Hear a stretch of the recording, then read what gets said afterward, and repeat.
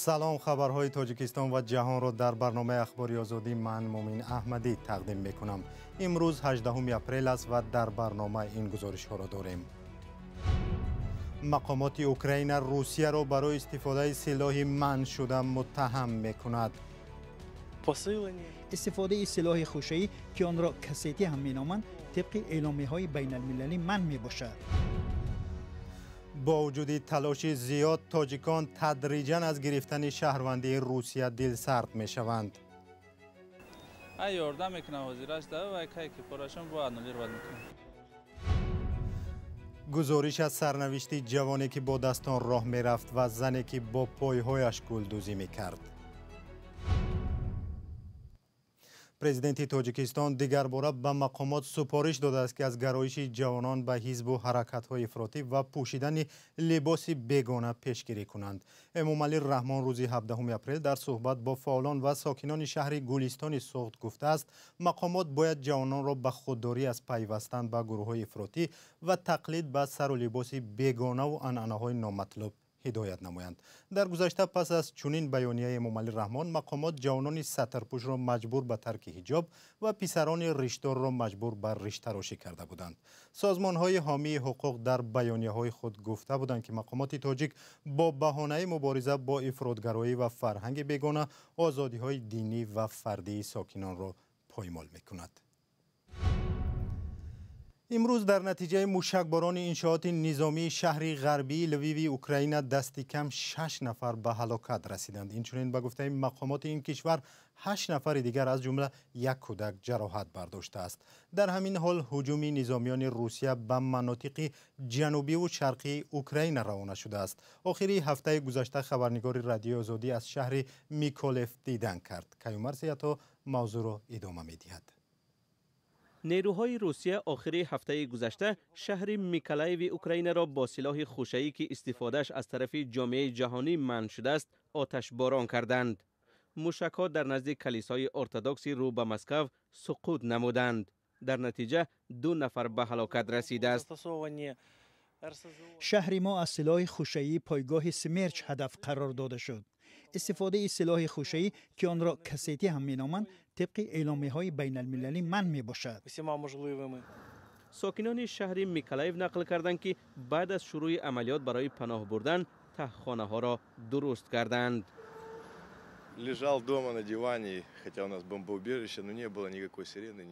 من در خانه بودم، هرچند برای پناه شدن تهخانه نیز دارم، ولی یگان صدای آگاه کننده بلند نشد. از دور ترکش‌ها شنیده میشد. بناگاه صدای آهنپاره به گوشم رسید، مثل اینکه ماشین چپه شده باشد. من از برادرم پرسیدم، وی گفت چیزی را نشنیده است. وقتی از تریزه نگاه کردم، در بین را سلاح خوشه‌ای پاره شده را دیدم. از تیرپرانی‌های روزانه افراد زیادی اذیت شدند و دوستان من جراحت برداشتند. ساکنان برای خریدن خوراکواری میبرایند و تا خانه دیگر نمیرسند. حتی نمیدانم چی میگویم.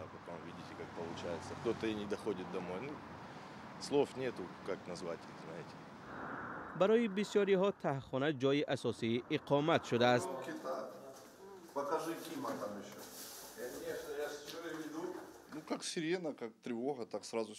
هرگاهی که صدای آگاه کننده بلند شود، ما به این تهخانه میفراییم. در اینجا چیزی نبود. ما جهاز خواب و کرسی ها و آب آوردیم.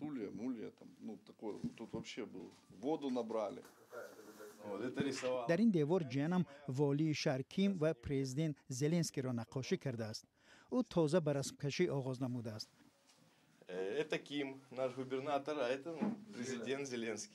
در این تهخانه ساکنان دهه‌های گرد و اطراف نیز پناهگاه یافتند. شما میبینید کودکان، پیرانسالان اینجایند. مردم از کیسیلوفکا نیز برای پناه بردن میآیند. در میکولایف نیز تو رفت خطرناک می شود. اما ما زنده میمانیم و همه چیز خوب خواهد شد.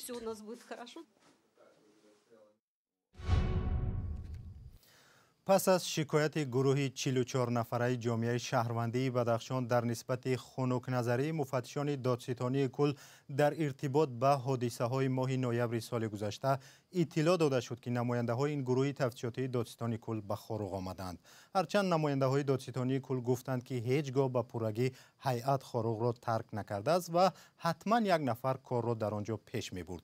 امروز نماینده های جامعه شهروندی با مفتشان دادستانی کل در خاروق ملاقات کردند. هیئت گروه 44 نفره مراجعه‌نامه خود را در آخرهای هفته گذشته 15 اپریل در شبکه اجتماعی یوتیوب نشر کرده بودند. همکارم میرزانبی خالقزاد این موضوع را پیگیری داشت، حالا در استودیو با ما قرار دارد.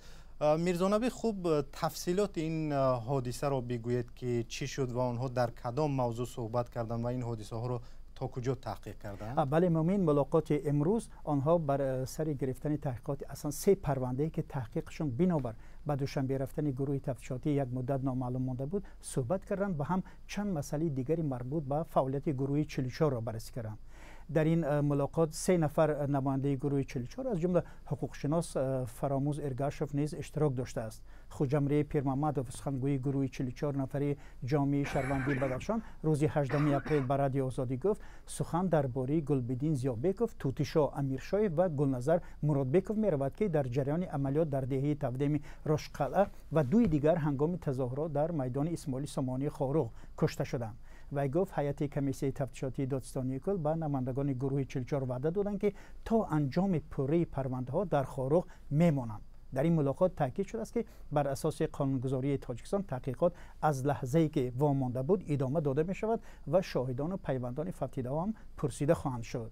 مسئله دیگری که در این ملاقات مورد بررسی قرار داده شده است برگزار نمودن نشست مطبوعاتی گروه 44 طریق آنلاینی روز 19 اپریل می باشد که از الکی اعلان این از طرف این گروه پخش شده است. اما یک مسئله دیگر اجازه نماینده گروه 44 برای صحبت در تلویزیون بدخشان بوده است، ولی مقامات تا هنوز پاسخ دقیق در رابطه به این ندادند. نماینده کمیسیون تفتیشاتی دادستانی کل با زنگ‌های ما هم پاسخ ندادند و چند سوالی که مربوط به جریان تفتیشات پرونده ها می باشد به جواب ماندند. بله میرزانبی، نزدیکان فوتیده ها از جمله پیوندان گلبدین زیابکوف چی میگویند؟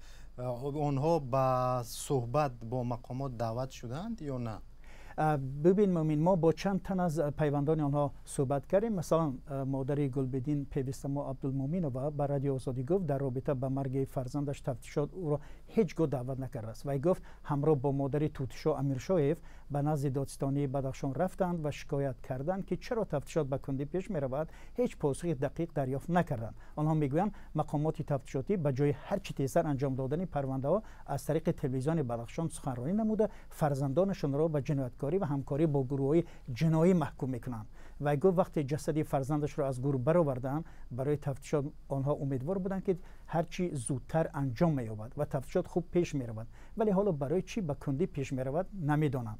نماینده‌های گروه 44 میگن همکنون بعد از سر گرفتن تفتیشات آنها امیدوارند که کار تا به آخر انجام خواهد یافت. تشکر میرزانبی. پس از حمله روسیه به خاک اوکراین توجه شهروندان تاجیکستان برای گرفتن شناسنامه روسی کم شده است. تا ماه فوریه تاجیکان در میان دیگر کشورهای شوروی سابق دومین مردمی بودند که از همه بیشتر می‌خواستند شناسنامه روسیه داشته باشند. چرا حالا تلاش تاجیکان برای گرفتن شهروندی روسیه کم شده است؟ همکارم شهلای گلخوجک گزارش می‌دهد. اکثریت زادگان تاجیکستان شناسنامه روسیه را به خاطر خلاص شدن از مانع‌های اجرت‌گذاری و آسانی کارجویی می‌گیرند. بیشتر آنها تا این دم برای کوشیدن به این کشور و یا با خود بردن اعضای خانواده‌شان هیچ وقت شتاب نداشتند. سببش همینه که پول پاتن یعنی نمیسپرید که هر ماه 6000 که رجیستراسیون نمیکنی هر ماه. میری اینم جواز اینم پگا بله دارم میری 3000 دکوره دکی میکنی. شهروندی باشه خوبه. لیکن فکر میکنم اکثریت آدمایی که مثلا میخوان که شهروندی روسیه داشته باشن شاید برای بهتر کردن سطح زندگی خودشون باشن. برای جای کار خیلی در اومدنش تو دکمه نکنیم خیلی غم نکنم. شهروندی روسیه در کار نیست. مثلا رول بازی نمیکنه. ای یاردم میکنه حاضرش ده و کی که پاراشون با انولی رو بد میکنه.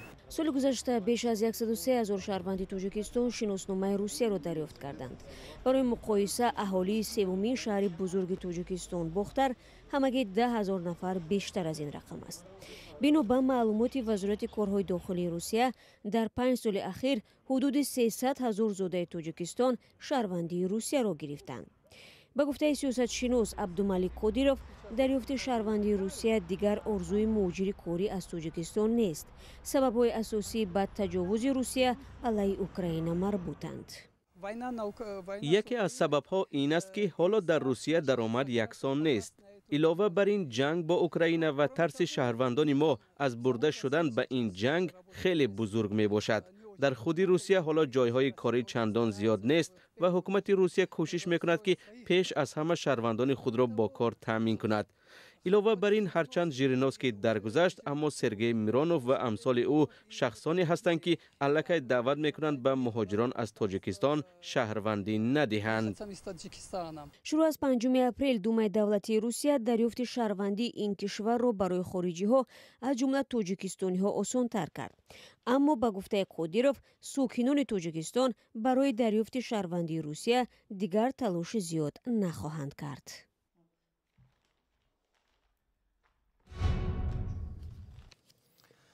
зиндагии зане ки дар ноҳияи Восе бо пойҳояш гулдӯзӣ мекард пас аз гузориши Радиои Озодӣ комилан тағйир кардааст. аммо мақомот ба ҷавоне ки дар ноҳияи Муъминобод баръакс бо дастонаш роҳ мерафт ваъдаи кӯмак дода буданд, вале ба ваъдаашон амал накарданд.